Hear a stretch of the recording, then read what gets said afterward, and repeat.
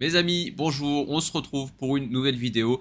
Vidéo un petit peu particulière puisque là on va s'attaquer à un sujet un peu différent de d'habitude, un peu plus global. Et c'est pourquoi les taux d'intérêt montent-ils autant en ce moment et depuis maintenant plusieurs mois. Et avant de répondre à cette question, on va s'intéresser déjà à c'est quoi ce taux, à quoi il sert et pourquoi il est là.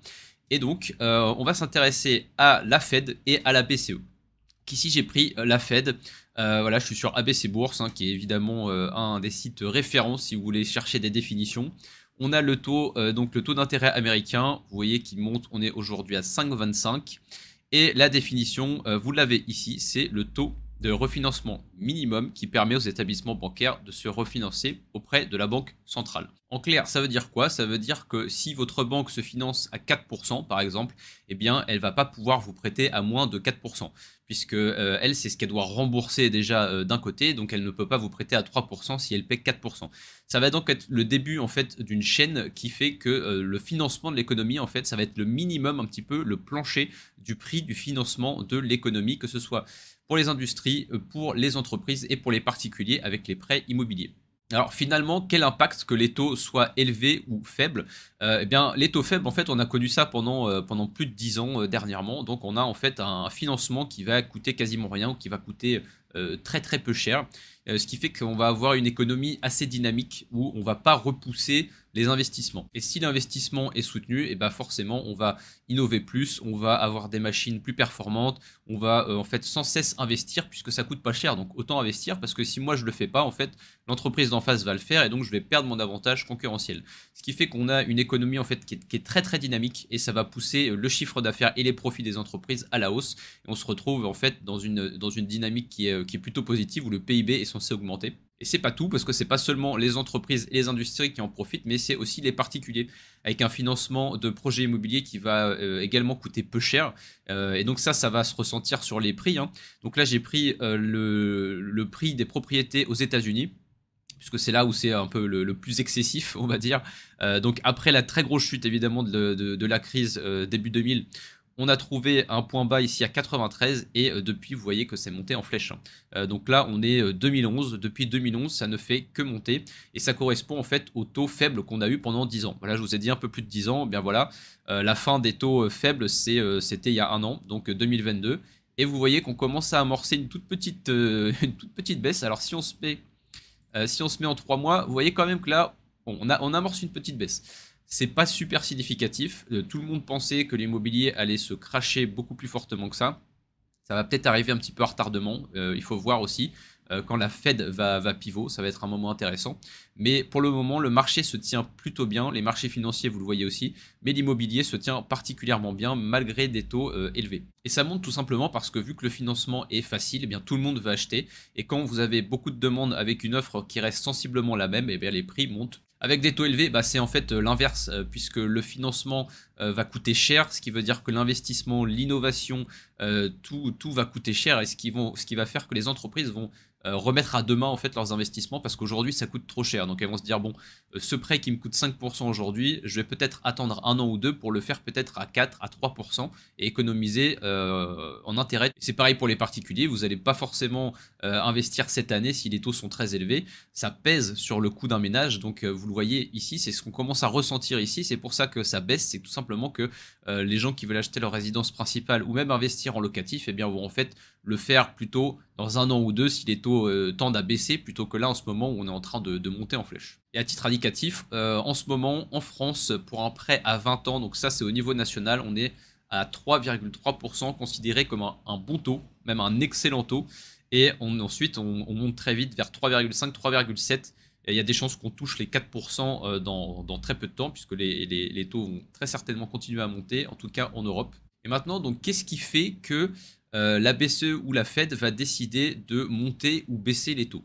Avant de répondre à ça, déjà, il faut comprendre que la BCE et la Fed, ils ont le même objectif, qui est d'avoir une inflation à 2% ou aux alentours de 2%. On va dire que la cible, c'est 2%. Et cet objectif, il va conditionner toutes les décisions de montée ou de baisse des taux. Et avant d'aller plus loin, déjà, pourquoi c'est 2%?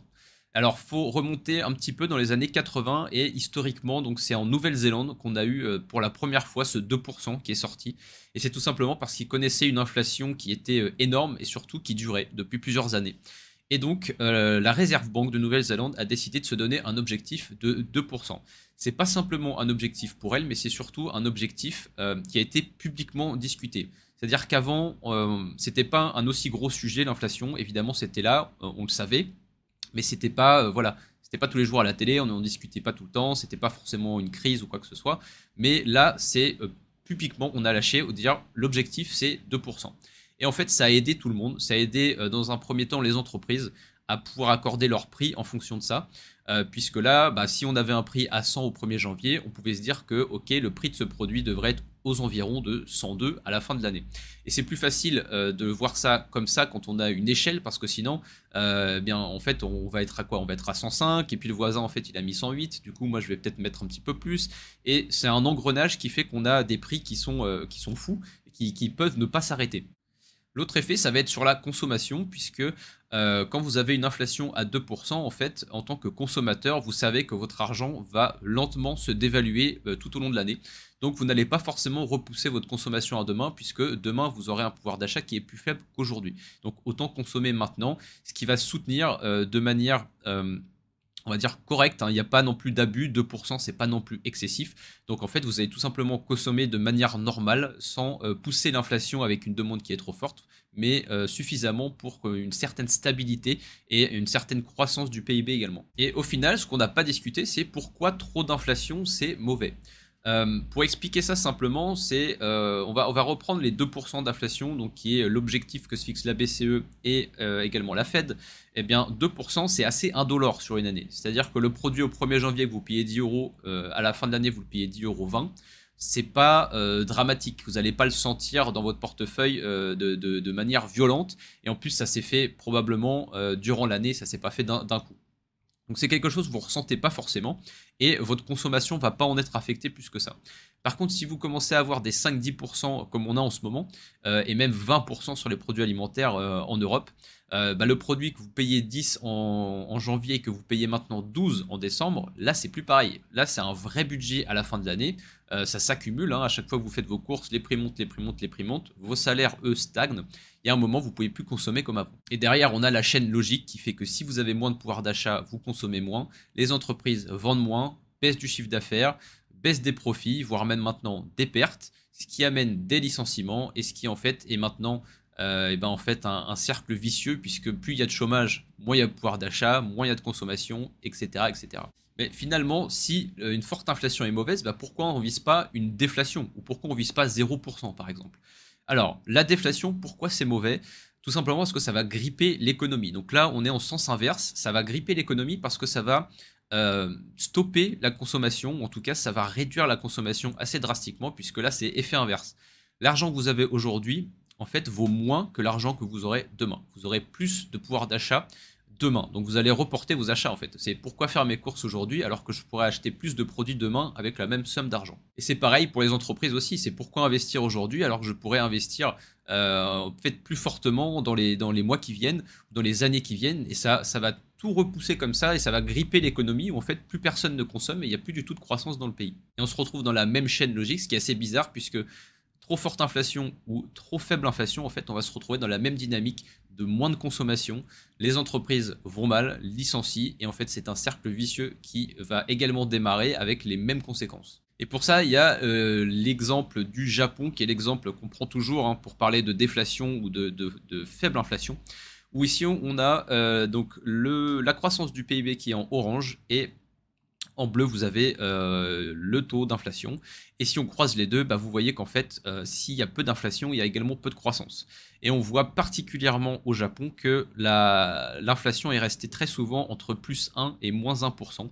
On a eu des périodes assez longues en étant négatives. Donc là, on est depuis fin des années 80, début 90. Donc ça fait quand même maintenant 30 ans que le Japon connaît cette situation.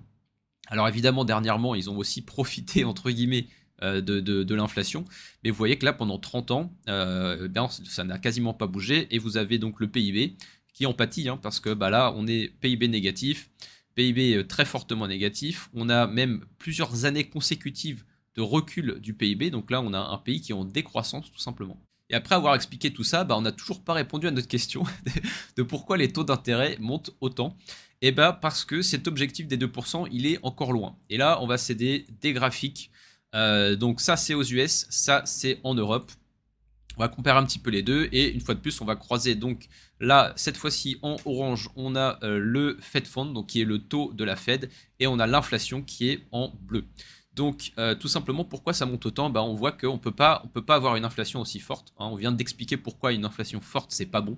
Et donc on va devoir taper un petit peu sur l'économie, on va devoir taper sur la consommation pour faire baisser cette inflation. Et donc là, pour prendre l'exemple de la Fed, eh bien, ils n'ont pas le choix en fait. Pour casser cette inflation, ils sont obligés de monter les taux.